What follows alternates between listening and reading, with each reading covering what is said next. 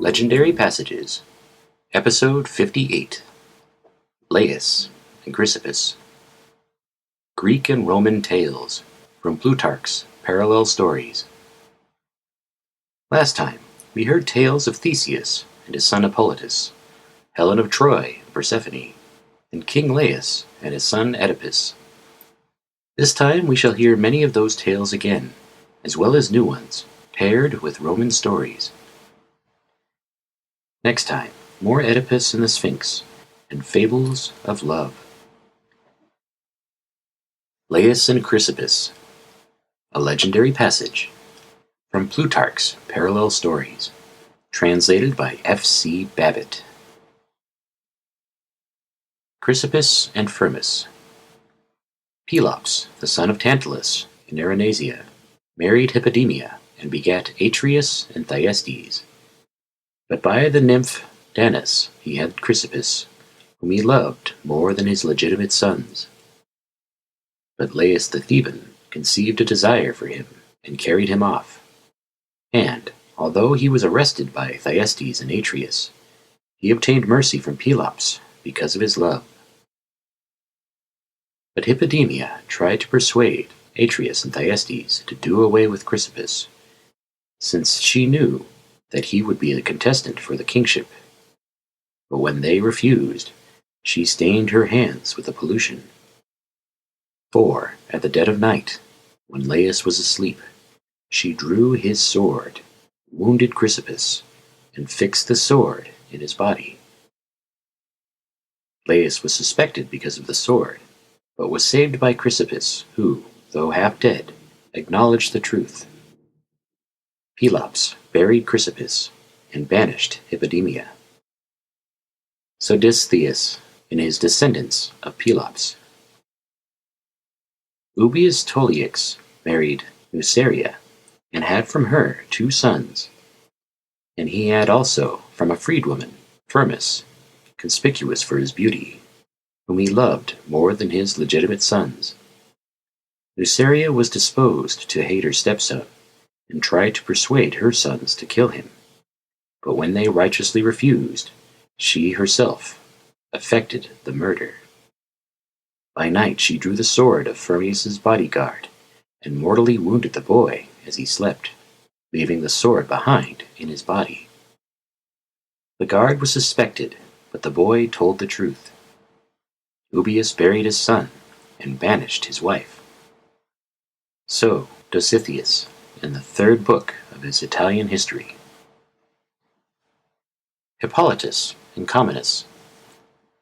Theseus, who was actually the son of Poseidon, begat a son Hippolytus from Hippolyta the Amazon, and took a second wife, Phaedra, the daughter of Minos, who thus became a stepmother. Phaedra fell in love with her stepson, and sent her nurse to him, but he left Athens, and, coming to Troezen, devoted himself to hunting. But when the woman failed to obtain her cherished desire, she indicted a false letter against the chaste youth, and ended her life with a halter. Theseus believed the letter, and asked from Poseidon the destruction of Hippolytus as fulfillment of one of the 3 wishes which he had as a concession from Poseidon.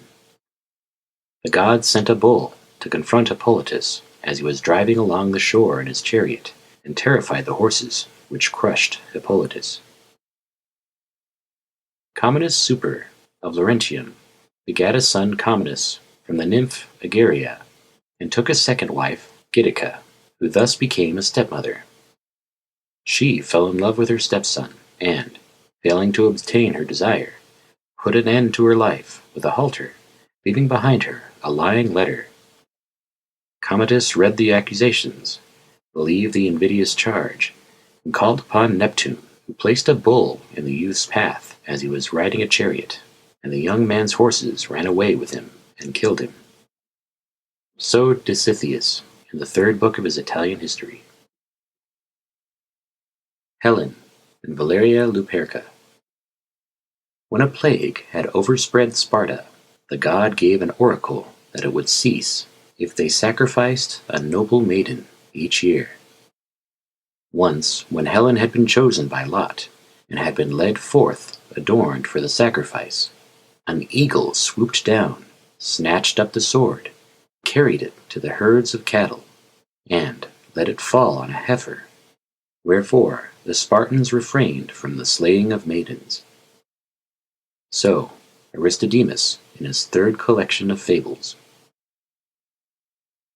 When a plague had gained a wide hold on the city of Feri, and many perished of it, an oracle was given that the terror would abate if they sacrificed a maiden to Juno each year. This superstitious practice persisted, and once, as a maiden chosen by lot, Valeria Luperka, had drawn the sword, an eagle swooped down, snatched it up, and placed a wand tipped with a small hammer upon the sacrificial offerings.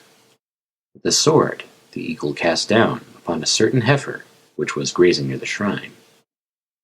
The maiden understood the import. She sacrificed the heifer, took up the hammer, and went about from house to house, tapping the sick lightly with her hammer and rousing them, bidding each of them to be well again, whence even to this day the mystic rite is performed. So, Aristides in the 19th book of his Italian history. Philonome and Aelia. Philonome, the daughter of Nyctimus and Arcadia, was wont to hunt with Artemis, but Ares, in the guise of a shepherd, got her with child. She gave birth to twin children, and, fearing her father, cast them into the Erymanthus. But by some divine providence they were borne round and round, without peril, and found haven in the trunk of a hollow oak tree. A wolf, whose den was in the tree, cast her own cubs into the stream and suckled the children. A shepherd, Gylippus, was witness of this event, and, taking up the children, reared them as his own, and named them Lycastus and Parrhasius, the same that later succeeded to the throne of Arcadia. So, Zophorus of Byzantium, in the third book of his histories. Amulius, being despotically disposed toward his brother Numitor, killed his brother's son Aenetus in hunting, and his daughter Silvia, or Ilia, he made a priestess of Juno. But Mars got Silvia with child. She gave birth to twins, and acknowledged the truth to the despot. He became frightened, and threw both the children into the water by the banks of the Tiber. But they found a haven at a place where was the den of a wolf which had recently whelped. She abandoned her cubs, and suckled the children. A shepherd, Faustus, was witness of this event, and reared the children. He named them Remus and Romulus, who became the founders of Rome. So, Aristides, the Milesian, in his Italian history. Orestes and Petronius Fabricianus. After the capture of Troy, Agamemnon, together with Cassandra, was slain. But Orestes was reared in the house of Strophius, and took vengeance on the murderers of his father. So, Pyrander, in the fourth book of his Peloponnesian history. Fabius Fabricianus, a kinsman of Fabius Maximus, sacked Tuxium, the chief city of the Samnites, and sent to Rome the statue of Venus Victrix, which was held in honor among the Samnites. His wife Fabia, debauched by a certain handsome youth whose name was Petronius Valentius, slew her husband by treachery. But a daughter Fabia rescued from danger her brother Fabricianus, who was still a young child, and sent him away secretly to be reared elsewhere. When he reached manhood, he slew his mother and her lover, and was absolved from guilt by the Senate. This Thyestes relates in the third book of his Italian history. Biserius and Fonus. Biserius, the son of Poseidon, and Anape, daughter of the Nile, with treacherous hospitality, was wont to sacrifice such persons as passed his way. But there came upon him vengeance for those that had perished by his hand. For Heracles attacked him with his club and slew him. So, Agathon of Samos. When Hercules was driving through Italy the cattle of Geryon, he was entertained by King Faunus, the son of Mercury, who was wont to sacrifice his guests to the god that was his father. But when he attacked Hercules, he was slain. So, Deresilas, in the 3rd book of his Italian history. Phalaris and Aemilius Censorus. Phalaris, the tyrant of Agrigentum, used to inflict most cruel torture upon the strangers that passed his way. Perillus, a bronze founder by trade, made a bronze heifer and gave it to the king that he might burn the strangers in it alive. But Phalaris on this one occasion proved himself a just man and threw it in the artisan. The heifer seemed to give forth a sound of bellowing. So, in the 2nd book of Causes. In Segesta, a city of Sicily, there lived a certain cruel despot, Aemilius Censorus, who used to reward with gifts those who invented more novel forms of torture. And a certain Aruntius Paterculus constructed a horse of bronze and gave it as a gift to the aforesaid, that he might cast the citizens therein. But on this occasion, for the first time, the despot behaved in a just manner, and thrust first the giver of the gift into the horse, so that he himself should be the first to experience the torment which he had devised for others. Then he seized the man and hurled him from the Tarpeian rock. It is believed that those who rule with great cruelty are called Aemilii from this Aemilius. So, Aristides in the 4th book of his Italian history. Evenus and Annas. Evenus, the son of Ares and Sterope, married Alcippe, the daughter of Anomus, and begat a daughter Marpessa, whom he endeavored to keep a virgin. Idas, the son of Apharius, seized her from a band of dancers and fled. Her father gave chase, but, since he could not capture them, he hurled himself into the Lycormus river and became immortal. So, Dositheus, in the 1st book of his Aetolian history. Annius, king of the Etruscans, had a beautiful daughter named Celia, whom he endeavored to keep a virgin.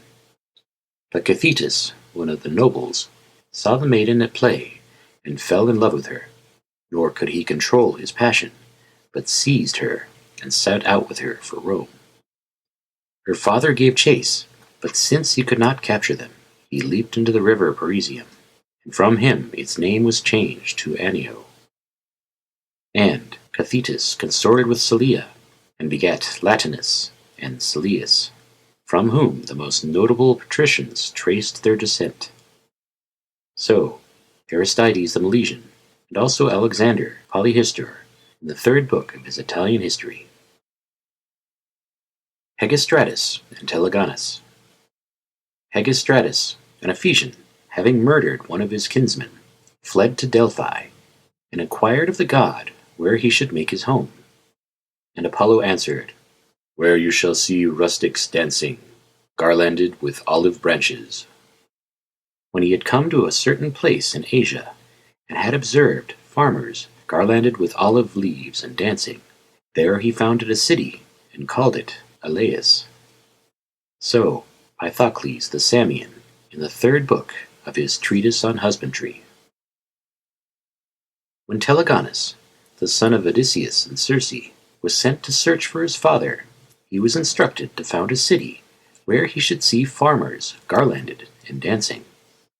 When he had come to a certain place in Italy, and had observed rustics garlanded with twigs of oak, Prinidoi, and diverted themselves with dancing, he founded a city, and from the coincidence named it Praeneste, which the Romans, by a slight change, called Praeneste. So Aristocles relates in the third book of his Italian history.